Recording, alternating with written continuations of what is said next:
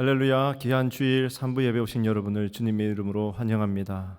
우리 원래는 어버이 주일인데 우리 원래 같았으면 다 같이 모여서 또 축하도 하고 또 꽃도 달고 하는 그런 시간도 있었을 텐데 그러지 못해서 참 아쉽습니다. 그러나 이 시간 우리가 마음 다하여 정성 다하여 예배하는 그것이 더욱더 중요할 줄로 믿습니다. 이 시간 우리 마음을 합하여 하나님께 찬양하며 예배로 나아가도록 하겠습니다.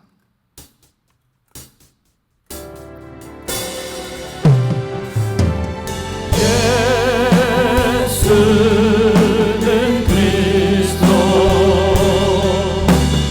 예수는 주, 하나님의 영으로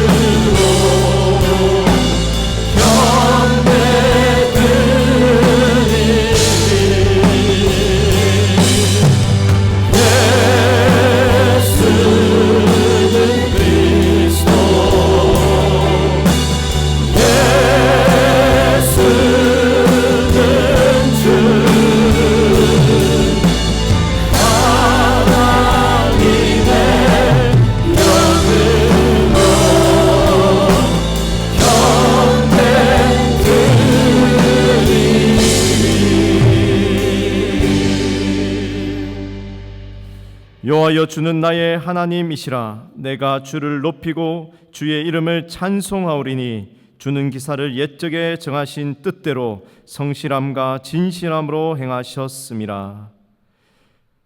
날마다 우리를 사랑하시고 날마다 우리와 함께 하시며 날마다 우리를 인도해 주시는 하나님 아버지, 그 하나님의 그 성실하심과 진실하심을 이 시간 찬양합니다.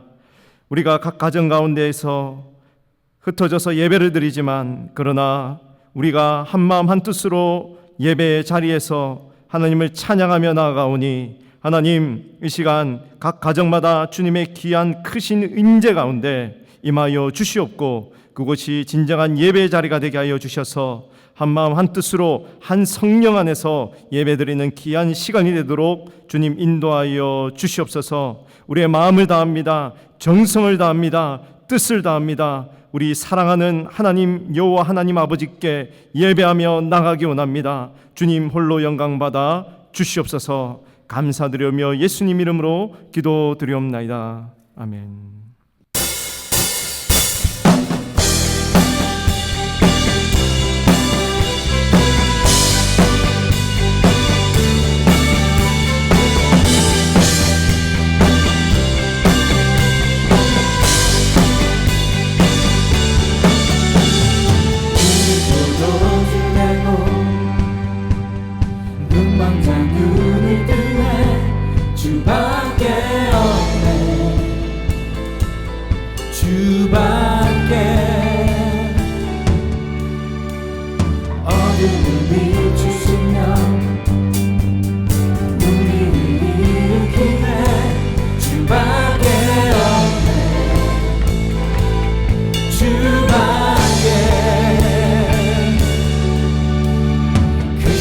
주님 강하신 주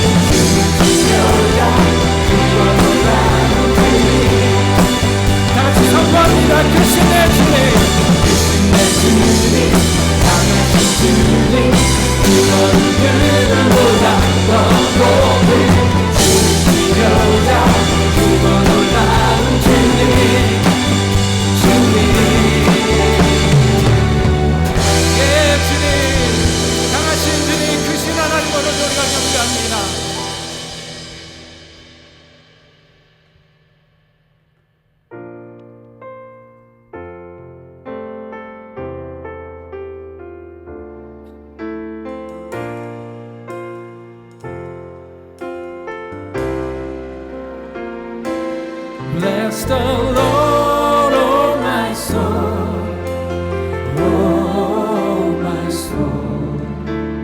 Worship His holy name. Sing like never before, oh my soul. I worship Your holy name.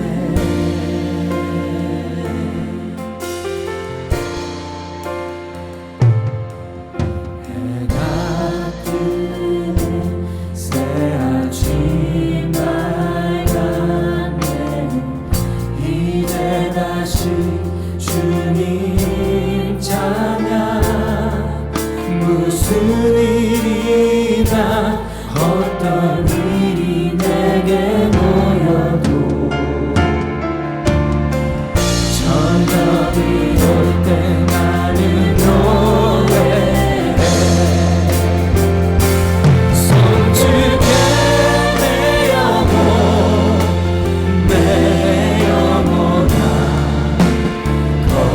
거룩하신 이름. 이전에 없었던 노래로 나 주님을 경배해.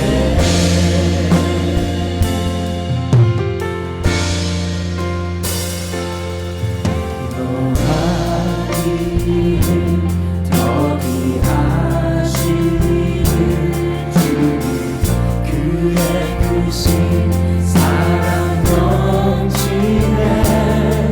주의 선하심 내가 노래하리. 수많은 일로 나 노래해.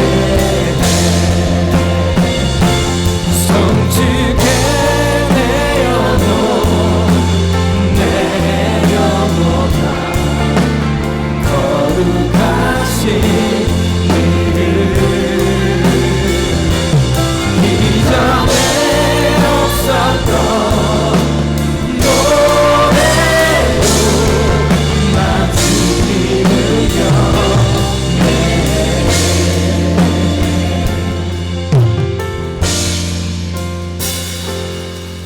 꽃들 아래 나의 힘 다하고 나의 삶의 여정 마칠 때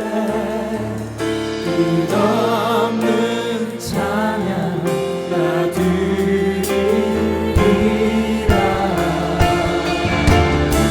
수많은 세월 지나여 영원히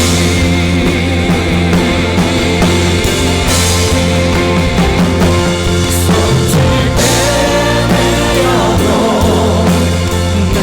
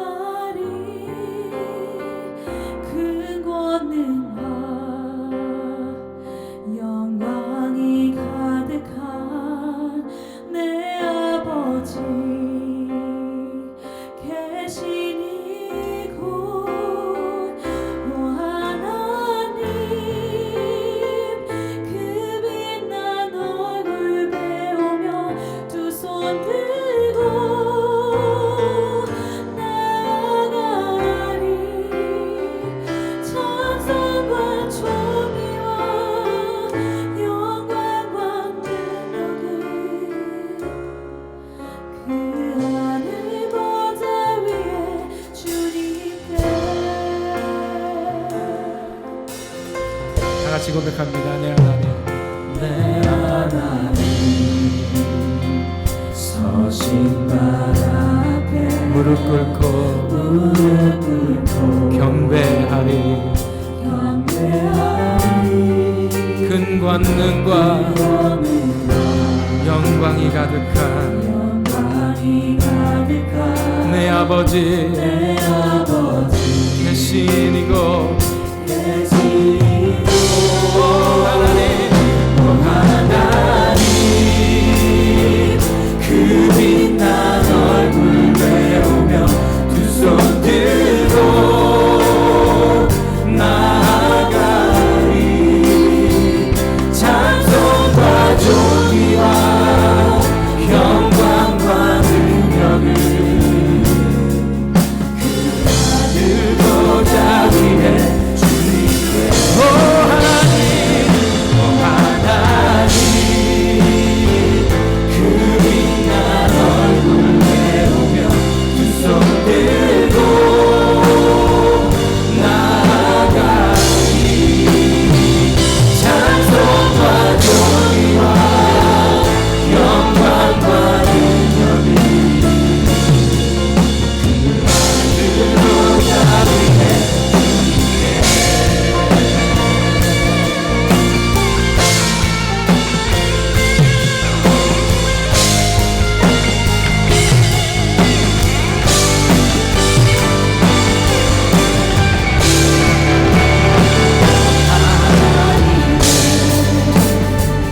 그 크신 사랑이 우리 죄를 사하셨네.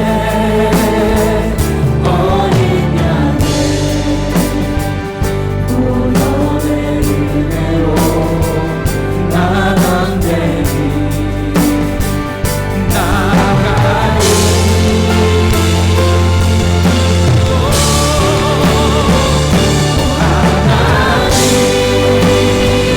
그 빛난 얼굴 배우며 두 손 들고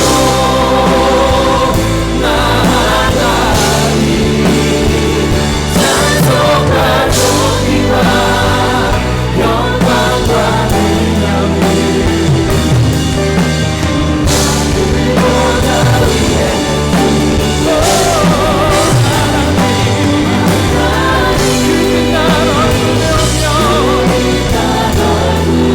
우리가 오늘 너의 손을 높이 들고 하나님께 나아갑니다.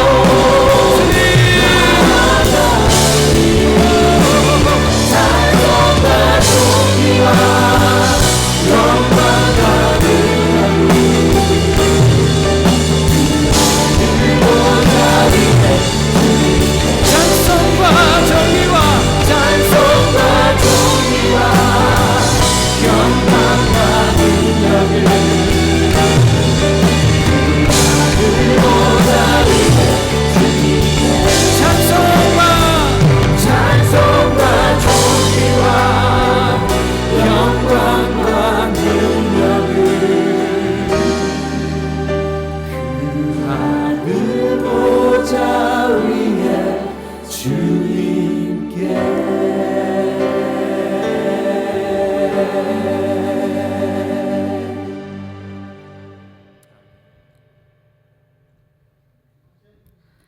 내 이름으로 일컫는 내 백성이 그들이 악한 길에서 떠나 스스로 낮추고 기도하여 내 얼굴을 찾으면 내가 하늘에서 듣고 그들이 죄를 사하고 그들이 땅을 고칠지라. 아멘. 존귀와 영광을 받게 합당하신 아버지 하나님, 사랑하고 감사합니다. 오늘 이 거룩한 주일 주의 영광을 보게 하소서. 이렇게 어려운 환경 가운데도 예배를 멈추지 않고 온라인으로 성도들을 모아 예배를 드릴 수 있게 하시니 참으로 감사합니다. 요즘 코로나 바이러스로 인하여 많은 시간들은 집에서만 보내게 되었습니다. 시간이 많아 나름대로 하나님과 단독으로 함께 할 시간이 많아졌다고 생각했는데 그건 잠시 잠깐이요. 어느 날부턴가 말씀 보기보다 기도하기보다 아침에 눈 뜨면 아무 생각 없이 뉴스 앞에 구경꾼처럼 앉아있는 우리의 모습을 봅니다. 뉴스를 통하여 매일매일 많은 영혼들이 죽어가고 많은 나라들이 어려운 위기로 힘들어하며 많은 백성들이 궁핍 가운데 처하고 있는 것을 보았습니다. 그런데 우리는 그 소식을 듣고 보고 아는 것으로만 끝났습니다. 조금 더 우리는 주님의 마음을 함께 아파하고 함께 나누지 못했습니다. 눈물로 민족과 나라를 위하여 엎드려 기도하지 못했습니다. 눈물로 교회를 위해, 성도들 위해 기도하지 못했습니다. 눈물로 죽어가는 영혼들을 바라보며 기도하지 못했습니다. 또 눈물로 다음 세대 아이들을 위해 걱정하며 기도하지 못했습니다. 안 했습니다. 주님을 믿는다고 하는 우리가 세상 사람들과 무엇이 다르고 무엇이 구별되었는가? 아버지 하나님, 다 지켜보고 계셨지요. 참 부끄럽고 부끄럽습니다. 아버지 하나님, 잘못했습니다. 교만했습니다. 용서하여 주시옵소서. 이 시간 주님께 회개하며 돌아갑니다. 우리 죄를 용서해 주시고 십자가의 보혈로 우리를 덮어 주시옵소서. 주님을 떠나서 아무것도 할 수 없음을 고백합니다. 이제 부지런히 게으르지 않고 열심을 품고 주를 섬기겠습니다. 소망 중에 즐거워하며 환난 중에 참으며 항상 깨어 기도하며 나가길 원하오니 성령님 함께하여 주시옵소서.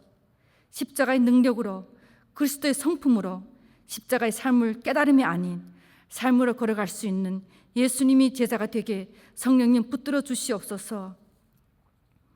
또 몸된 교회와 박성근 담임 목사님 위해 기도합니다.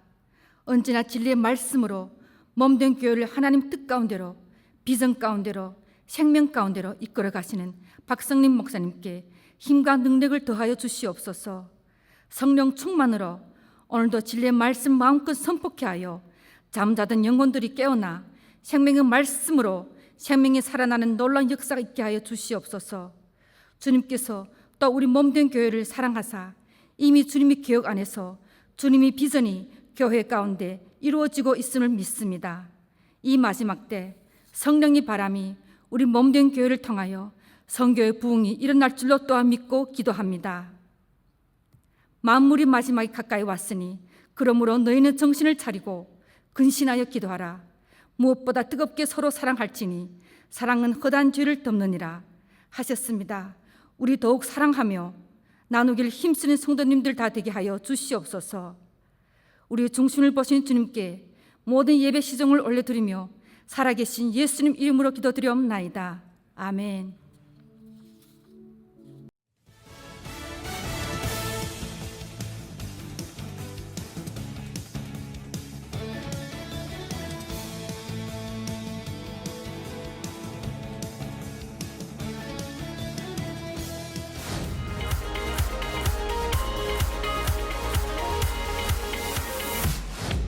오늘은 어머니 주일입니다.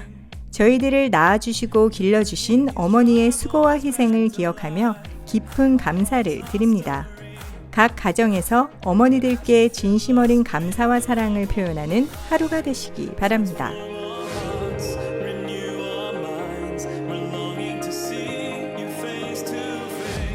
정기 채널 개편에 따라 CGN TV의 채널 번호가 5월부터 변경됩니다. 현재 사용하고 있는 DTV 18.4번에서 31.9번으로 채널이 새롭게 조정이 됩니다. 성도님들 가운데 채널이 검색되지 않는 분들은 TV에서 채널 재검색을 하셔야 시청이 가능합니다. 시청하시는 통신사와 케이블을 확인하시어 변경된 번호에 착오 없으시길 바랍니다.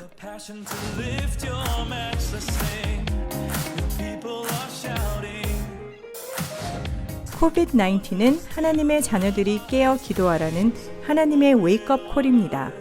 기도를 통하여 하나님의 뜻을 깨닫고 이 모든 사태를 극복하여 하나님의 축복의 기회로 삼으시기 바랍니다. 계속해서 매일 아침 5시 30분부터 7시 또는 매일 밤 9시부터 10시 사이에 아래의 기도 제목으로 중보 기도해 주시기 바랍니다.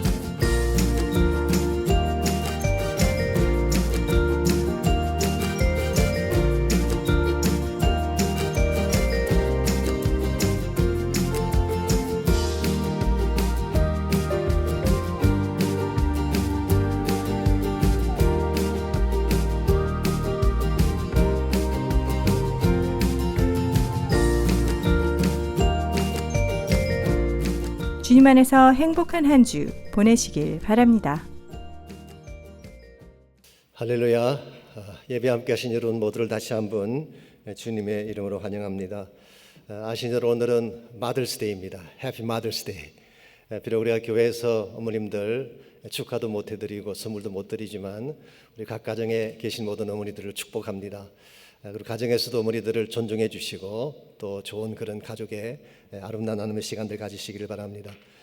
탈무드에 보시게 되면 아들이 먼 길에서 돌아왔을 때 신발도 신지 않고 뛰어나오는 스승이 있대요. 그 스승을 어머니라고 불렀습니다. 그 탈무드의 스토리 속에는 어머니가 아들을 가장 사랑하는 사랑의 어머니시고 또 아들을 잘 가르치는 스승이다 그런 의미가 포함되어 있습니다. 우리가 지금까지 자라오면서 어머니만큼 우리를 잘 양육하고 가르쳐주신 분이 어디 있겠어요. 그러면 오늘 하루만이라도 어머니들 축복하시고 도와주시고 또 격려하시는 그런 하루 되시면 좋겠습니다. 코로나 사태가 아직 진행 중이지만 약간씩 풀려진다고는 그런 소식이 들려오고 있습니다. 그러나 아직은 완전한 풀림이 아니기 때문에 여러분 끝까지 흔들리지 말고 인내하심으로 믿음으로 잘 극복하시기를 바랍니다. 제가 각 교구에서 올라온 보고서를 보니까 교구마다 줌으로 양무리 모임을 갖기도 하고 또 시간을 정해놓고 기도하기도 하고 또 카톡을 통해서 여러 가지 많은 좋은 소식을 나눈다는 그런 이야기를 들었습니다. 힘든 때이지만 하나가 되셔서 성령 안에서 다 승리하시는 교구 식구들 다 되시면 좋겠습니다. 계속해서 어려운 분들 격려해 주시고 도움이 필요하신 분들 도와주셔서 하나님의 사명을 잘 이룰 수 있기를 바랍니다. 이 시간 우리 드릴 헌물을 위해서 함께 기도하겠습니다. 하나님 감사합니다. 우리를 사랑해 주시고 환난과 어려운 가운데도 우리를 지켜주시니 감사합니다. 어떤 일이 일어날지라도 하나님은 스틸 우리의 하나님이 되시고 우리를 보호하시며 피난처와 도움자가 되시는 것을 감사합니다. 주님 안에서 흔들리지 아니하고 참 승리를 이루는 모든 주의 백성들 되게 하여 주시옵고 각 가정마다 힘들고 어려울 때에 주님 바라보며 하나님의 은혜를 누리는 가운데에 모든 가정이 견고하게 세워지는 은혜 역사가 있게 도와주시옵소서. 이 시간에 소중한 예물을 드립니다. 말씀에 순종해 드리는 11조 헌물을 축복하시고 감사의 제목들과 선교와 구제와 또 여러 가지 많은 사역을 위해 드려진 모든 헌물들을 축복해 주셔서 주의 영광 위에 바르게 쓰임받는 아름다운 예물 되게 하여 주시옵소서. 감사하오며 살아계신 예수님의 이름으로 기도하옵나이다. 아멘.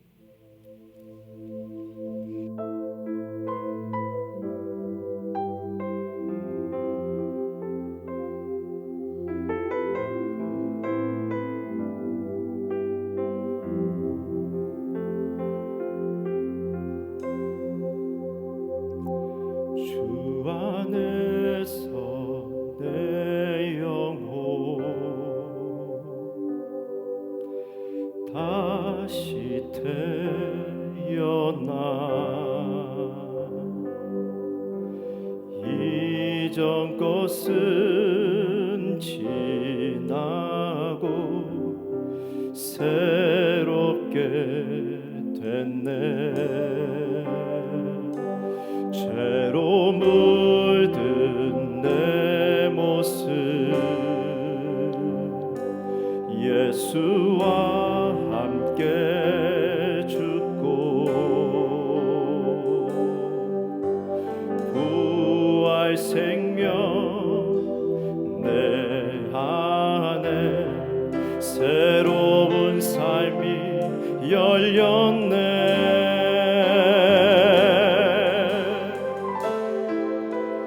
너희가 나를 택한 것이 아니요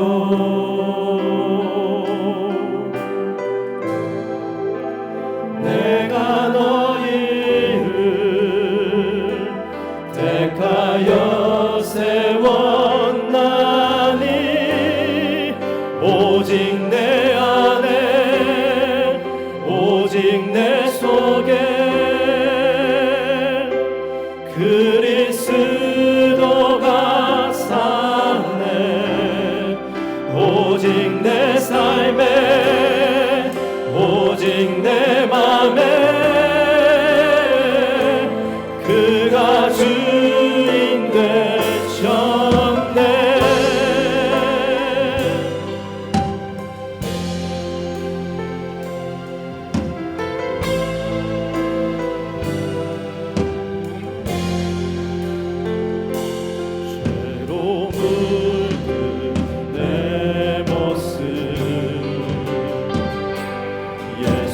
주와 함께 주고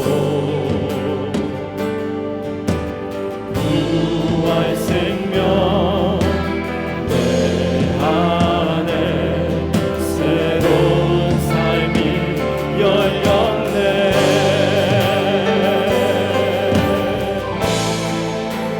너희가 나를 택한 것이 아니요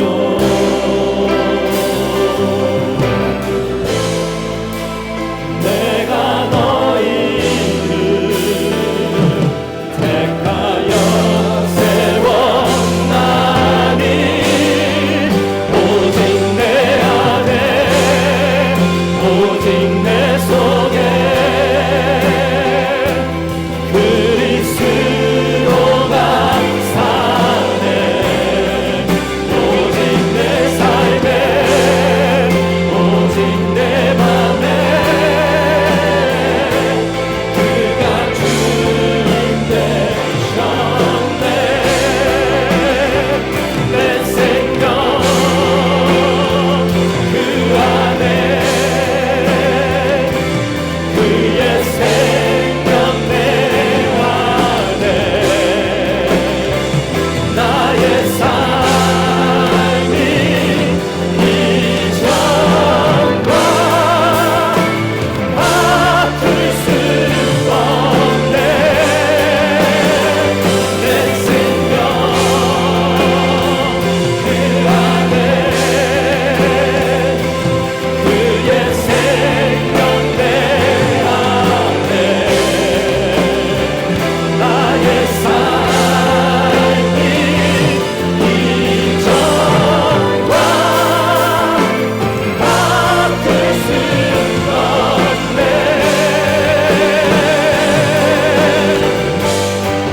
오직 내 안에 오직 내 속에 그리스도가 사네. 오직 내 삶에 오직 내 맘에 그가 주인 되셨네. 오직 내 안에 오직 내 속에 그리스도가 사네. 오직 내 삶에 오직 내 맘에 그가 주인 되셨네.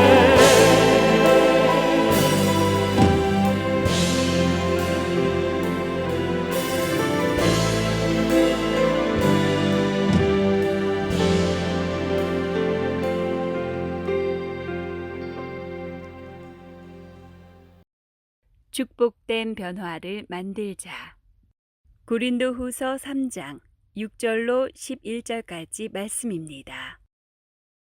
그가 또한 우리를 새 언약의 일꾼 되기에 만족하게 하셨으니 율법 조문으로 하지 아니하고 오직 영으로 함이니 율법 조문은 죽이는 것이요 영은 살리는 것이니라. 돌에 써서 새긴 죽게 하는 율법 조문의 직분도 영광이 있어 이스라엘 자손들은 모세 얼굴에 없어질 영광 때문에도 그 얼굴을 주목하지 못하였거든. 하물며 영의 직분은 더욱 영광이 있지 아니하겠느냐. 정죄의 직분도 영광이 있은즉 의의 직분은 영광이 더욱 넘치리라. 영광되었던 것이 더 큰 영광으로 말미암아 이에 영광될 것이 없으나 없어질 것도 영광으로 말미암았은즉 길이 있을 것은 더욱 영광 가운데 있느니라. 아멘. 인생을 살아가면서 변화는 피할 수 없는 것입니다. 시대와 환경이 바뀌고 있기 때문입니다. 예전에는 손으로 편지를 썼습니다마는 지금은 손으로 직접 편지를 쓰는 경우가 거의 없습니다. 대부분 텍스트 문자로 하든지 이메일로 소통하기 때문이죠. 예전에는 사진기에 필름을 넣어 다니며 찍었습니다마는 지금은 필름 자체가 필요 없게 됐습니다. 심지어는 사진기 자체도 필요가 없게 됐죠. 셀폰 하나만으로 사진도 찍고 비디오 영상도 찍는 시대가 되었기 때문입니다. 기억하실지 모르겠습니다만 미국의 사진 필름 제조 회사 중에 코닥이라고 하는 회사가 있었습니다.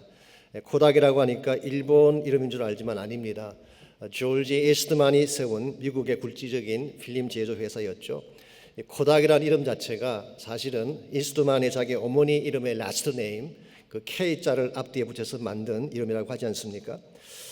이와 같이 좋은 기업체였고 아주 훌륭한 업체였음에도 불구하고 2011년도에 코닥의 주식가가 주당 54센트로 폭락하게 됐습니다.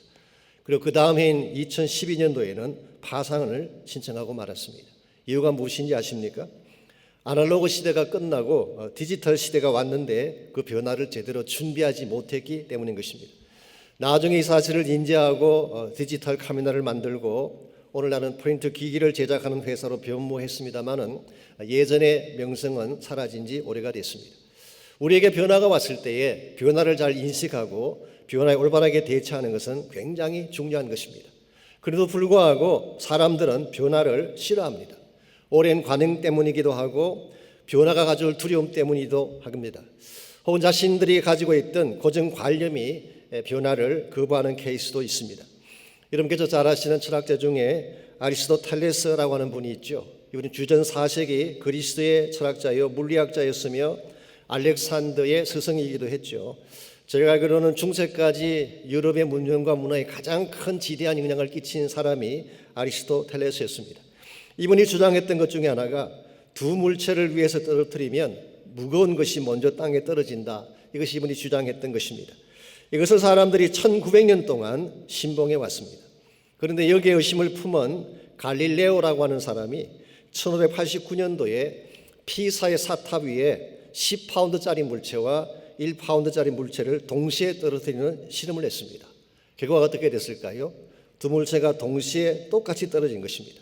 이것을 많은 사람들이 다 지켜보았습니다. 수많은 증인들이 있는 것이죠. 자, 그렇다면 이것을 지켜본 그 사람들이 이 사실을 받아들였을까요? 그렇지 않습니다. 1900년 동안 아리스토텔레스를 신봉했던 이 사람들의 고정관념이 그것으로 깨어지지 않는 것입니다. 그래서 오히려 창의적이었던 갈릴레오를 사실 이것뿐만 아니라 지동설까지 주장했기 때문에 오히려 감옥에 보내는 이런 우를 범하고 말았습니다. 이와 같이 변화한다는 것이 쉽지 않습니다. 변화는 귀찮고 부담스러운 것입니다. 그래서 마크 트웨인이 재미있는 말을 했습니다. 갓난 아기 외에는 변화를 원하는 자가 없다. 갓난 아기는 항상 change diaper, 이 기저귀를 갈아달라, 널 보채기 때문에 갓난 아기 외에는 change를 원하는 자가 없다. 이런 재미있는 이야기를 한 적이 있습니다. 변화는 참으로 부담스러운 것이고 힘든 것이긴 하지만 변화할 때 변화해야 됩니다. 그래야지 참된 발전도 가능하고 성장도 가능하기 때문입니다. 특별히 하나님께서 우리에게 변화를 주실 때는 항상 이유가 있습니다. 하나님은 새로운 축복과 새 시대를 예비하시고 우리에게 변화를 주시는데 이 변화를 놓치게 되면 하나님이 진정 부어주시기를 원하는 축복을 누릴 수 없게 되는 것입니다. 사실 변화라고 말을 할 때는 두 가지 종류가 있습니다. 더 나빠지게 되는 케이스도 있고 더 좋아지게 되는 케이스도 있어요. 첫 번째 경우가 change for the worse, 변함으로써 더 나빠지는 케이스죠. 예를 들자면 모처럼 미장원에 가서 머리 손질을 했는데 더 촌스럽게 머리가 나왔을 때 이것은 change for the worse 케이스죠. 남자가 못생겼다고 다른 남자와 바꾸었는데 바꾼 그 남자가 바람을 피우는 남자가 됐을 경우 이 경우는 change for the worse가 되는 것입니다. 이와 같은 경우는 결코 바람직한 변화라고 말할 수가 없습니다. 그런데 change for the better, 더 좋은 것을 향한 변화가 있습니다. 변함으로써 더 좋아지고 아름다워지는 케이스, 이것이 성경이 말씀하고 있는 변화인 것입니다. 변화를 통해서 나의 삶이 더 아름다워지고 변화를 통해서 세상을 더 밝게 만들고 변화를 통해서 이 세상 가운데 참 소망을 심어주는 경우 이와 같은 변화가 하나님께서 기뻐하시는 변화이고 이런 변화를 잘 감당했을 때에 하나님의 축복을 누리게 되는 것입니다. 성경 말씀에 하면은 하나님이 변화를 말씀하실 때는 항상 준비해 놓으신 축복이 있었어요. 그 변화에 순응하게 되면 주님이 준비하신 축복을 받을 수가 있지만 거부하게 되면 그 축복의 기회를 놓치는 것입니다. 비근한 예로 아브라함의 케이스를 한번 생각해 보십시오. 하나님이 갈대아 우리에 편하게 살고 있는 아브라함에게 새 비전의 터전으로 불렀습니다. 즉 변화의 도전이죠. 그때만일 아브라함이 메소포타미아의 삶이 좋다고 해서 그곳에 머물렀더라면 그는 결코 믿음의 조상이 될 수 없었을 것입니다. 모세의 경우도 마찬가지입니다. 그가 애굽이 좋다고 해서 애굽 사람 행세하면서 그곳에 계속 머물러 있었더라면 그는 결코 출애굽의 영웅이 될 수 없었습니다. 예수님의 제자의 경우도 마찬가지입니다. 처음에 그들은 예루살렘에 머물기를 원했죠. 예루살렘이 편안하다고 해서 만일 그곳에 계속 머물러 있었더라면 세계 선교의 꿈은 결코 시작될 수 없었을 것입니다. 비록 환란의 철퇴를 맞고 흩어지는 신세가 되었지만 새 시대 변화 앞에 자신들을 내어드릴 때에 하나님 나라의 비전이 펼쳐지고 이루어지게 된 것입니다. 오늘 여러분과 저의 삶도 마찬가지입니다. 아무것도 시도하지 않고 가만히 있으면 편하긴 하겠죠. 그러나 이룰 수 있는 것도 아무것도 없는 것입니다.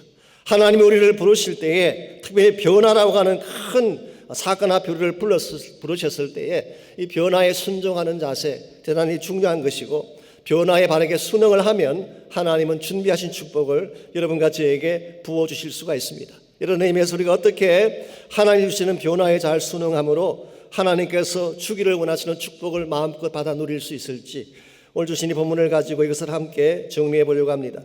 오늘 같이 읽은 본문은 사실은 새 언약과 예언약이 어떻게 다른가 이 차이점을 소개하는 말씀입니다. 사도 바울이 이 말씀을 기록한 이유는 고린도에 있는 성도들 가운데는 아직도 옛 언약을 고집하는 사람들이 있었기 때문이에요. 저 유대인들입니다. 그 중에서도 특별히 유대주의자들, 주다이즈들 이 사람들은 옛 언약을 지금도 고수하고 있고 그것을 붙잡은 것입니다. 하나님께서 허락하신 새 언약의 시대가 왔는데 그들은 옛 것을 그대로 붙들고 살았어요. 여기서 옛 언약이라고 하는 것은 우리가 잘 알고 있는 십계명을 말하는 것입니다. 오늘 본문에서는 그것을 돌에 서서 새긴 율법 조문이다 그렇게 표현을 했죠. 반면에 새 언약 New Covenant라고 하는 것은 하나님이 주신 예수님을 통해 주신 새로운 차원의 언약을 말하는 것입니다. 여기서 새롭다라고 할 때에 헬라 단어를 보게 되면 사실 헬라어에는 새롭다는 것을 표현하는 단어가 두 가지가 있습니다. 네오스라는 단어가 있고 카이노스라는 단어가 있습니다. 네오스라고 하는 단어는 시간적인 차원을 말하는 것입니다. New in point of time. 예를 들면 새날이 왔다, new day. 새해가 왔다, new year, new month, new week, new season. 이와 같은 표현들은 전부 다 시간적인 새로움을 의미하는 것입니다. 그 반면에 카이노스라고 하는 것은 질적인 차원에서의 새로움, new in point of quality. 이것은 질적으로 다른 차원으로 변화된 케이스. 예를 들자면 애벌레가 나비로 변하는 케이스죠. 우리의 옛 성품이 바뀌어서 새 피조물이 되는 케이스. 이 경우가 바로 카이노스의 변화인 것입니다. 오늘 본문에서 새 언약이라고 할 때 새라는 단어에 사용된 헬라어가 바로 카이노스였습니다. 그러므로 새 언약은 단순히 시간적으로 나중에 주어졌기 때문에 새 언약이 된 것이 아니라 질적으로 다른 언약이다 그런 뜻입니다. 그런데 그렇게 생각합니다. 구약에 나오는 언약은 옛 언약이고 신약에 나오는 것은 새 언약이다 그렇게 구별하는 분이 계시지만 엄격한 의미에서 그것은 맞는 말이 아닙니다.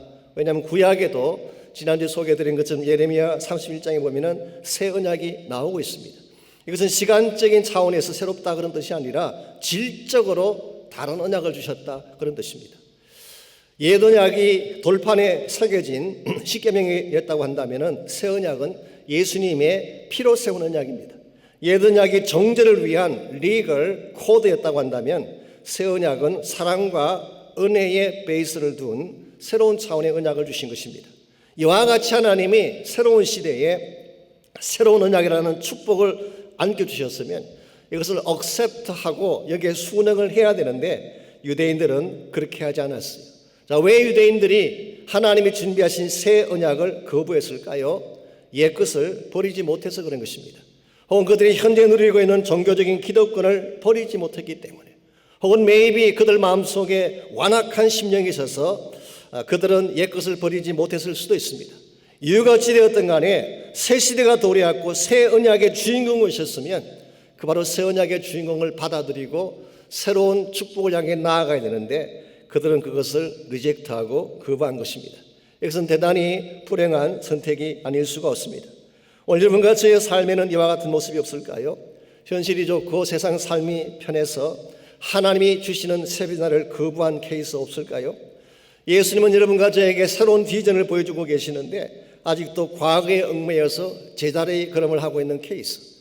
하나님은 예배가 변화되어지고 새로운 부흥이 일어나기를 소원하고 계시는데 우린 여전히 타성에 젖어서 옛 모습을 반복하고 있다면 우리 하나님을 실망시킬 수밖에 없는 것입니다. 미국의 중부에는 어느 교회 주보에 건축에 대한 계획이 주보에 실렸어요. 아마 그 교회 건축위원회에서 결정한 사항인 것 같습니다. 1번, 우리는 새 예배당을 건축한다. 2번, 현재 예배당 자리에 새 예배당을 짓는다. 3번, 현재 예배당의 재료를 새 예배당을 짓는 건축 재료로 사용한다. 4번, 새 성전이 완공될 때까지 현재 예배당에서 예배를 드린다. 여러분, 이게 과연 가능한 계획일까요? 현재 것은 그대로 두면서 어떻게 새 것을 지을 수가 있겠어요? 물론 조크 같은 이야기이긴 합니다만은 여러분과 저의 삶 가운데도 이와 같은 우려를 범할 때가 참 많습니다. 나에게 주어진 현재 것을 바꾸지 아니하면서 새 예배당을 맞이한다는 것은 있을 수가 없는 것입니다. 옛 것을 내려놓아야 합니다. 나의 고정관념을 내려놓아야 됩니다. 그리고 하나님께서 나에게 보여주시는 참된 변화를 잘 수용해서 그 변화에 합당한 삶을 살아가게 되면 여러분과 저는 하나님 사회주의 기적을 누리게 되고 하나님이 정말 주고 싶어 하시는 축복을 소유하게 되는 것입니다.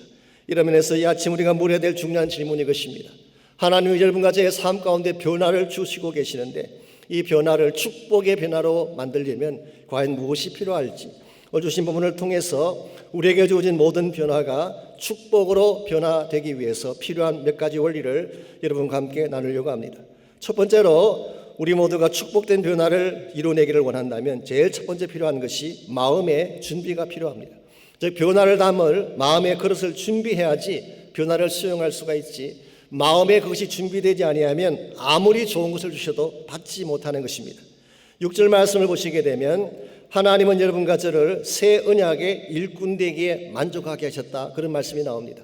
이 말씀의 뜻은 하나님은 우리를 새 언약의 일꾼으로 삼으시고 새 언약의 일꾼으로서 새로운 변화를 주도하게 하기를 원하신다. 그런 뜻을 담고 있습니다. 우리가 참으로 새로운 시대에 맞는 하나님의 새 변화에 걸맞는 삶을 살아가려면 새 언약의 일꾼으로서 1차적으로는 성령의 타취를 받아야 돼요. 옛날 언약인 율법은 사실 돌판에 새겨준 것이었지만 새 언약은 영으로 주신 것이라 말씀하셨잖아요. 이 성령의 타치를 통해 시작된 것이 새 언약이기 때문에 우리가 정말 새 언약의 일꾼 되기를 원한다면 먼저 우리의 마음이 성령으로 새로워져야 되는 것입니다. 두 번째로 새 언약의 역할이 무엇인지를 정확하게 알아야지 여러분이 새 언약의 일꾼으로 바르게 쓰임받을 수가 있습니다. 오늘 6절을 계속 보시게 되면 새 언약과 옛 언약의 차이점을 이렇게 소개하고 있습니다. 율법 조문으로 하지 아니하고 오직 영으로 함이니 율법 조문은 죽이는 것이요 영은 살리는 것이라고 했습니다. 여기 율법 조문이라고 하는 것이 바로 옛 언약을 말하는 것이고 십계명을 말하는 것입니다. 옛 언약이 가지고 있는 기능은 뭐냐? 죽이는 기능을 가지고 있어요. 윌리엄 바클레이가 선주석을 봤더니 윌리엄 바클레이는 옛 언약이 최소한 세 가지를 죽였다 그렇게 설명했습니다. 첫 번째로 it killed hope, 희망을 죽였어요. 율법은 다 지킬 수 없는 것이기 때문에 희망이 없습니다. 지키려 하면 할수록 오히려 frustration만 늘어나는 것. 그래서 율법은 희망을 죽인 것입니다. 두 번째로 it killed life, 생명을 죽였다. 율법은 생기를 죽이는 것입니다. 죄책감과 두려움을 안겨줌으로써 마음을 죽게 만드는 것이 율법의 기능이에요. 세 번째로 it killed strength, 능력을 죽여버렸다. 율법은 우리의 힘을 빼앗아갑니다. 지치게 하고 자포자기하게 만들어서 주저앉게 만드는 것. 이런 면에서 율법의 전체적인 기능은 살리는 기능이 아니라 죽이는 기능이에요. 그 반면에 새 언약, 영은 살리는 역할을 한다. Life Giving Ministry. 이것도 역시 세 가지 차원에서 설명드릴 수가 있습니다. 첫 번째로 사랑의 관계를 살려냅니다. 하나님과 우리 관계는 원래 깨어진 관계였죠. 우리 죄악 때문입니다. 그런데 예수님께서 오셔서 새 언약의 피를 흘려주심으로 하나님과 우리 관계를 회복시켜 주셨어요. 그래서 우리는 하나님과 아버지와 아들의 관계가 된 것입니다. 재판관과 크리미널의 관계가 아니라 아버지와 아들의 관계.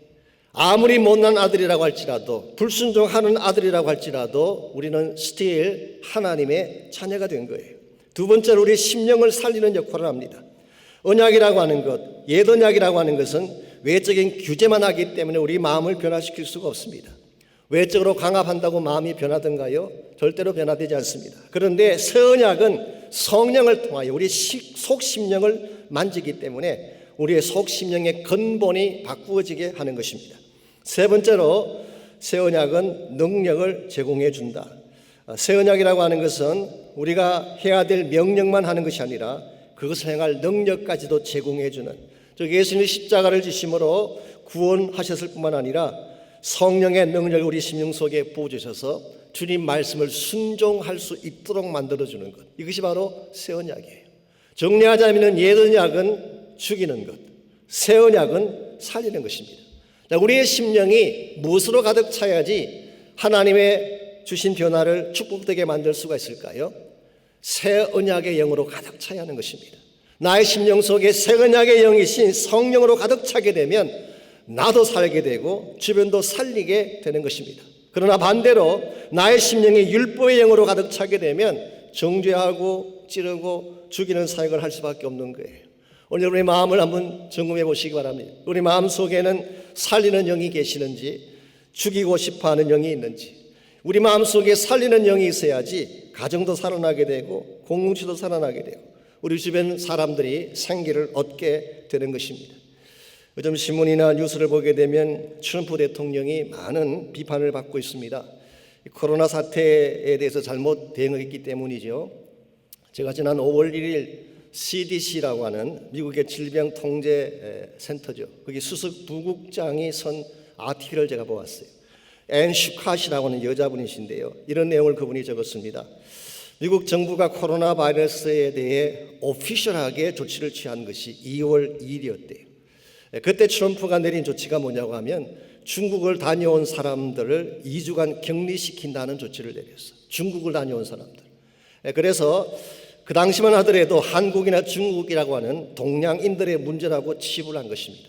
그런데 참 놀랄만한 일은 이와 같이 중국을 다니는 사람들은 격리를 시키면서 한 달 동안 3월 초순까지 유럽에서 들어오는 여행객들이 200만 명이 넘는데 단 한 명도 조치를 취하지 않았어요. 다 프리리 들어오게 한 것입니다. 이태리에서, 영국에서, 스페인에서 이와 같이 200만 명의 유럽인들이 들어오게 되니까 뉴욕이 어떻게 되겠어요? 뉴욕 전체가 숙대밭이 될 수밖에 없는 것이죠. 저는 이와 같은 그 조치 뒤에는 뭔가 인종적인 바이어스가 있다는 생각을 안 할 수가 없어요. 이 백인 우월주의가 그들 마음 바탕에 깔려 있었던 것입니다. 그래서 동양인들은 저급하고 미개한 자들이고 우리가 우수하다는 마음이 그들에게 있지 않았더라면 그런 조치를 취할 수가 없는 것이죠. 그래서인지 모르지만 지난주간 재미있는 영상 하나가 SNS에 어떤 것을 제가 보았어요. 하실지 모르지만 트럼프가 피닉스에 있는 마스크 제조 공장을 시찰하지 않았습니까? 이 마스크 공장을 시찰하면서 본인은 마스크를 쓰지 않았어요. 전혀 남을 배려하지 않는 전형적인 모습이죠. 그때에 마스크 공장에 가서 공장의 그 주인과 대통령이 대화하는 동안에 배경 음악이 흘러나왔어요. 어떤 노래인지 혹시 아십니까? 이 제임스 본드의 주제곡, 이 1973년도에 나온 제임스 본드의 주제곡이 나왔어요. 이 폴 맥카트니가 만들어서 불렀던 유명한 노래죠. 제목이 Live and Die. 번역하자면은 나만 살고 다 죽게 내버려 두자. 나만 살자, 나만 살자. 그 노래 보면은 계속 반복되는 것이 Live and let die, Live and let die. 나만 살자, 나만 살자, 나만 살자. 누가 그 노래를 틀었는지 모르지만 참 아이러니한 현상이 아닐 수가 없습니다. 어쩌면 이 트럼프의 마음 속에 있는 그 근본을 잘 비꾼 것이 아닌지 모르겠어요. 나만 살면 될까요? 다른 사람들은 다 죽어가는데 나만 괜찮으면 괜찮은 것일까요? 오늘 우리의 마음 속에 정말 다른 사람들을 배려하고 축복하고자 하는 마음이 있지 않다면, 다른 사람들을 살려내고자 하는 심령이 우리 심령 속에 있지 않다면 절대로 변화를 만들 수가 없는 것입니다. 나의 마음에 성령의 영이 가득 차서 살리는 영이 가득 찰 때에 사랑도 나눌 수가 있고 복도 나눠줄 수가 있고, 이와 같은 우리의 마음이 들 때에 가정도 살아나게 되고 주변 사람들도 살아나게 되는 것입니다. 이런 의미에서 우리가 진정한 차원의 변화를 만들기를 원한다면 마음의 그릇을 준비해야 됩니다. 두 번째로 사명의 발견이 필요합니다. 변화를 추구하려면 이 변화를 통해 무엇을 이룰 것인가에 대한 목적의식이 있어야 된다는 뜻이에요. 그냥 변화를 위한 변화를 하자, 이건 큰 의미가 없습니다. 이 변화를 통해 어떤 열매를 거둘 것이냐, 변화를 통해 남길 사역이 분명할 때에 변화가 더 큰 가치를 갖게 되는 것입니다. 7절에서 9절까지를 보십시오. 여기 보게 되면 새 언약에 해야 될 궁극적인 사명이 소개가 되어 있습니다. 오늘 7절을 보시게 되면 돌에 서서 새긴 죽게 하는 율법 조문의 직분도 영광이 있어 이스라엘 자손들은 모세의 얼굴에 없어질 영광 때문에도 그 얼굴을 주목하지 못하였거든. 자, 이 말씀에 의하면은 옛 언약이 영광이 있다는 것입니까? 없다는 것입니까? 있다는 뜻이에요. 옛 언약, 십계명도 대단히 영광스러운 언약이었어요. 출애굽기 34장 30절에 보게 되면 모세가 십계명 판을 받고 시내산에서 내려올 때에 그 얼굴에 얼마나 광채가 컸는지 아론과 이스라엘 자손이 미처 쳐다보지 못할 정도였다고 했어요.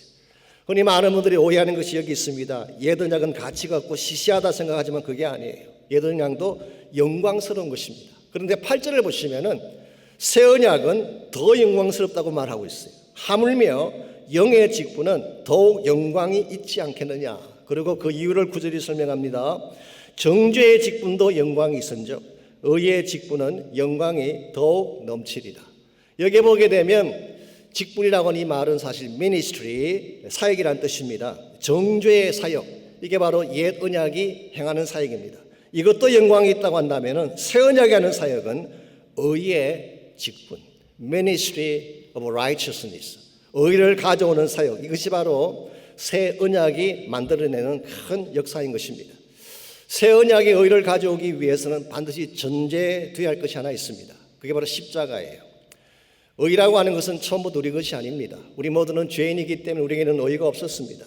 의는 예수님에게 속한 것입니다. 그런데 예수님이 여러분과 저를 위해 대신 죽어주심으로 예수님께 속했던 의가 우리에게 덧입혀지게 된 것입니다.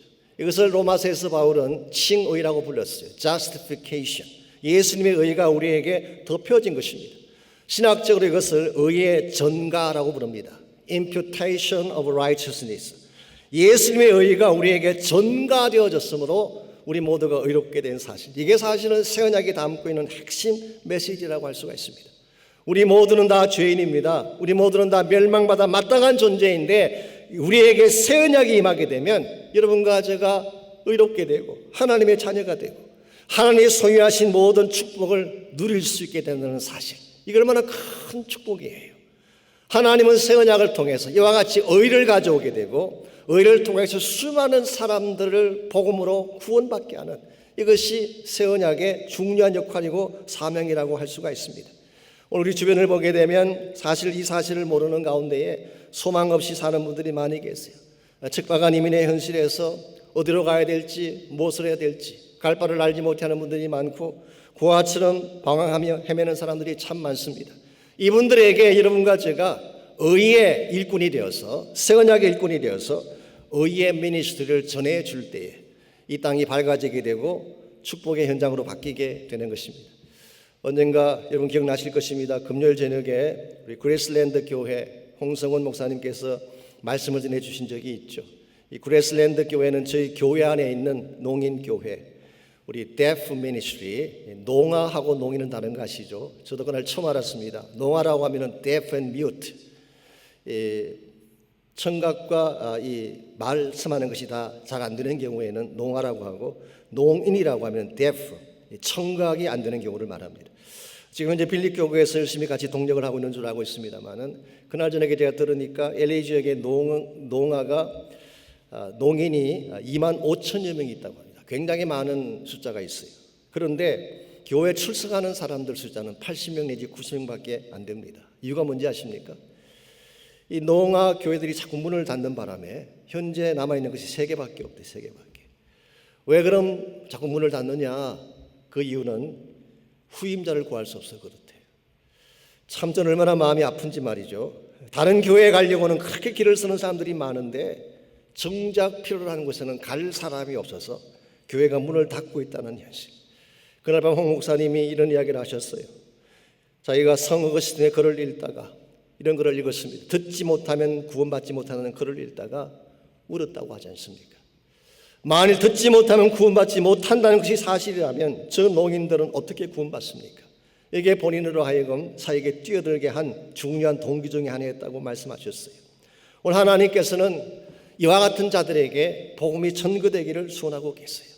하나님께서 꿈꾸는 세상은 멀리 있지 않습니다. 바로 우리 곁에 있는 것입니다.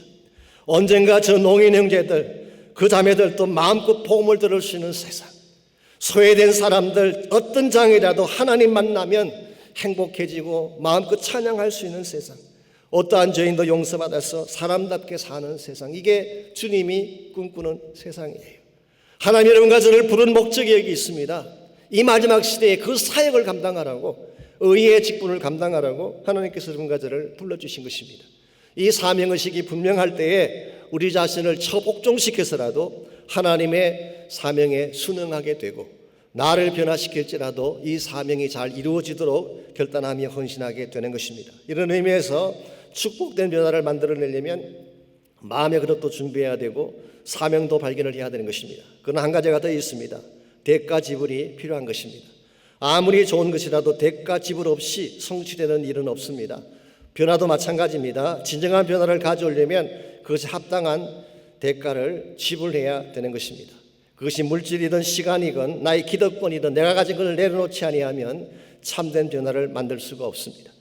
오늘 본문에 보시면은 옛 영광의, 옛 언약의 영광을 표현할 때에 없어질 영광이다, 그런 표현을 했어요. 없어질 영광. 실제로 보면 모세 얼굴에 없어질 영광, 그런 표현이 나오죠. 11절에서도 없어질 것이라는 표현이 나옵니다. Fading away 혹은 brought to an end. 이것은 영원하지 않다는 뜻입니다. 옛 언약은 결코 영원한 영광이 아닙니다. 그 반면에 11절을 보시게 되면 길이 있을 것, 이게 바로 새 언약을 말합니다. 이 길이 있다는 말은 영원히 있다, permanent하다, 그런 뜻입니다. 이것은 새 언약을 의미하는 것입니다. 자, 그렇다면 왜 옛 언약이 영원하지 못할까요? 그 이유는 하나님이 처음부터 옛 언약을 주실 때는 하나의 과정으로 주신 것이기 때문에 그렇습니다. 이 목표로 주신 것이 아니고 고울로 주신 것이 아니라 스테이지로 지나가는 과정으로 주신 것이 옛 언약이에요. 유대인들이 이것을 잘못 이해한 것입니다. 하나님은 과정으로 주신 것이 율법인데 이것을 궁극적인 목표로 생각하고 여기에 그들의 모든 것을 건 것입니다.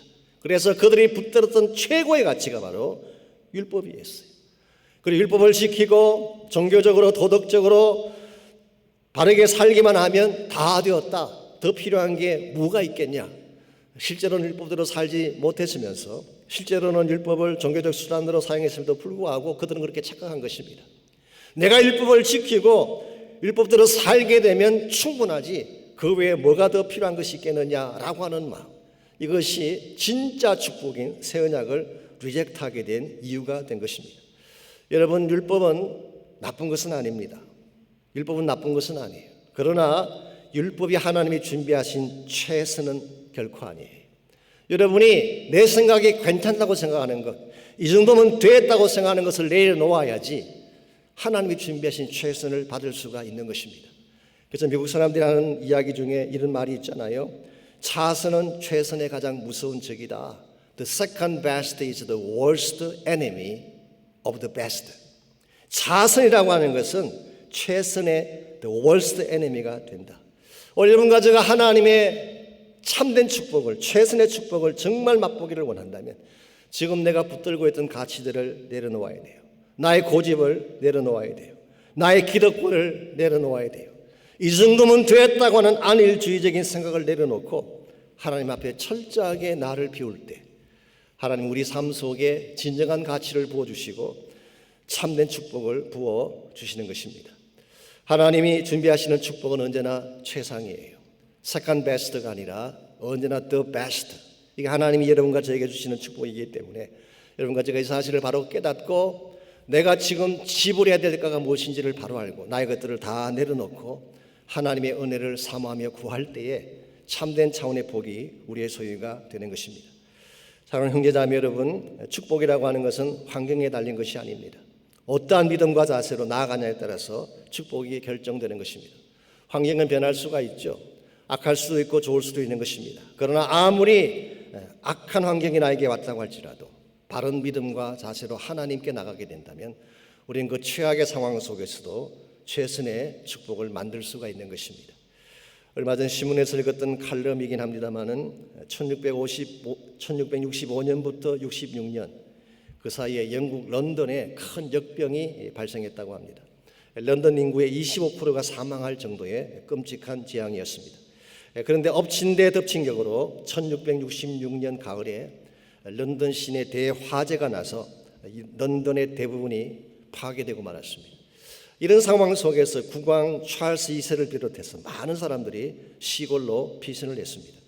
그때 캠브리지 대학에서 공부하던 학생 하나가 학교가 문을 닫는 바람에 할 수 없이 울즈소프라고 하는 자신의 고향으로 와서 2년간을 보내게 됐습니다. 어떻게 보게 되면 멈춤의 시간이라고 할 수가 있겠죠. 그냥 두면 지나갈 그런 시간인데 이 청년은 그 기간 동안에 하나님께 나아간 것입니다. 하나님과 깊이 교제하고 그동안 못다 했던 자신의 학문을 정리하기 시작했어요. 그러던 중에 이 청년이 발견한 것이 미적분이라고 하는 우리 수학 역사에 아주 지대한 공헌을 한 것입니다. 미적분을 발견하고 또 한 가지 만류 인력의 법칙을 발견하게 됐습니다. 24세밖에 안 된 이 청년의 이름이 뭘까요? 아이잭 뉴턴이라고 하는 청년이었어요.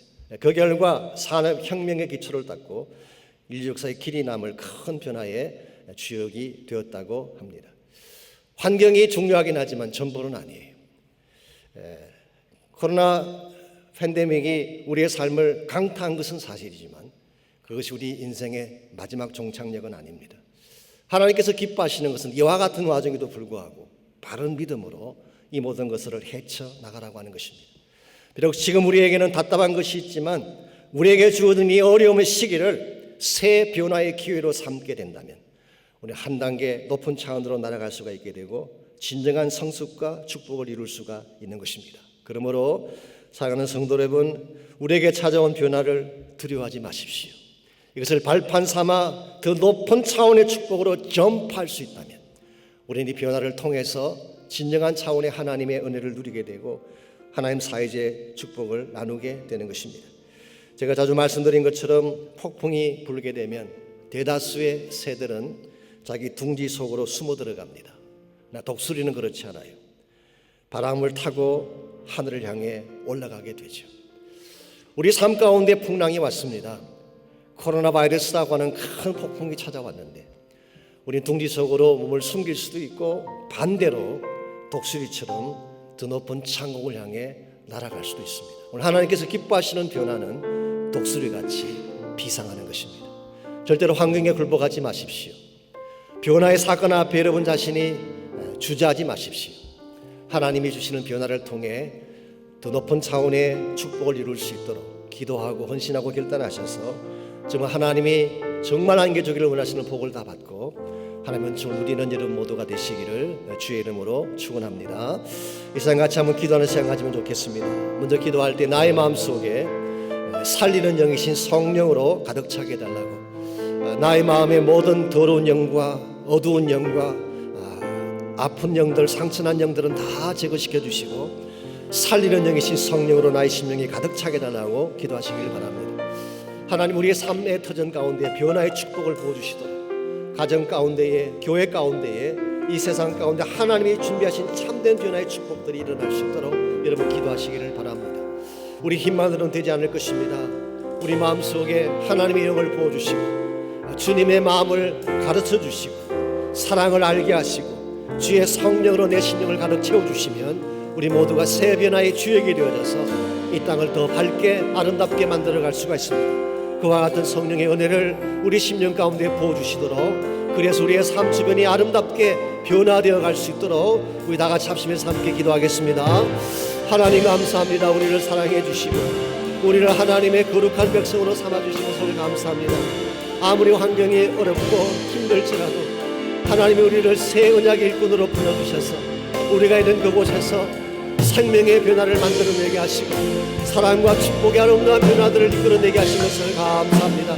사랑하는 주의 백성들 한 분 한 분의 심령 가운데에 성령의 권세와 능력을 기름 붓듯 부어주셔서 우리의 속심령이 살리는 영이신 성령으로 가득 차게 하시고 그 성령의 은혜 가운데에 가정을 아름답게 만들고 우리 삶의 터전을 아름다운 터전으로 바꾸어서 주의 영광을 높일 수 있는 저희 모두가 되게 하여 주시옵소서.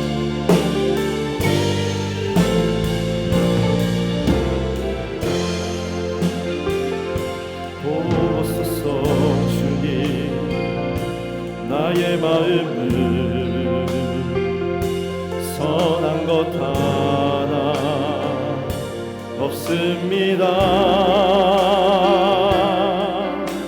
그러나 내 모든 것 주께 드립니다. 사랑으로 안으시고 날 새롭게 하소서. 보소서 주님. 나의 마음은 선한 것 하나 없습니다. 그러나 내 모든 것 주께 드립니다. 사랑으로 안으시고 날 새롭게 하소서. 주님 마음 내게 주소서. 내 아버지 주님 마음 내게 주소서. 나를 향하신 주님의 뜻이 이루어지도록 주님 마음 내게 주소서. 주님 마음 내게 주소서. 내 아버지 주님 마음 내게 주소서.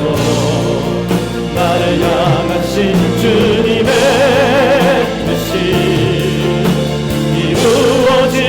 이루어지도록 주님 마음 내게 주소서. 내게 사랑을 가르치소서.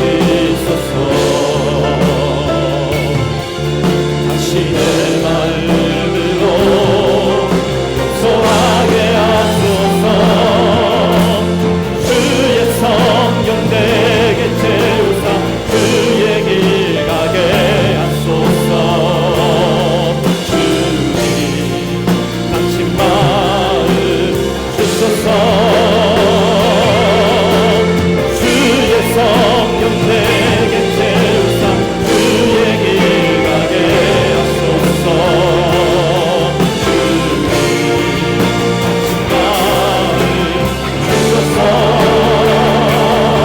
주님 마음 내게 주소서. 내 아버지 주님 마음 내게 주소서. 나를 향하신 주님의 뜻이 이루어지도록 주님 마음 내게 주소서. 주님의 마음 주님 마음 내게 주소서. 내 아버지 주님 마음 내게 주소서. 나를 향하신 주님의 뜻이 이루어지도록 주님 마음 내게 주소서.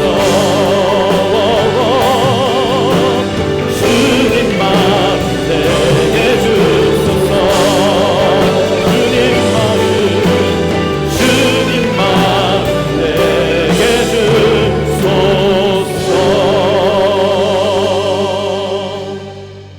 선한 것 하나 없는 우리 마음 가운데에 주의 마음 부어주시고 성령의 생수를 부어주셔서 이제는 죽이는 자의 삶이 아니라 살리는 자의 인생이 되게 하셔서 우리의 발걸음이 닿는 곳곳마다 죽은 영혼들이 살아나고 낙심한 자들이 일어나고 소망 갖지 못했던 자들이 하늘의 소망을 바라보는 아름다운 변화 역사들이 일어나게 하여 주시옵소서.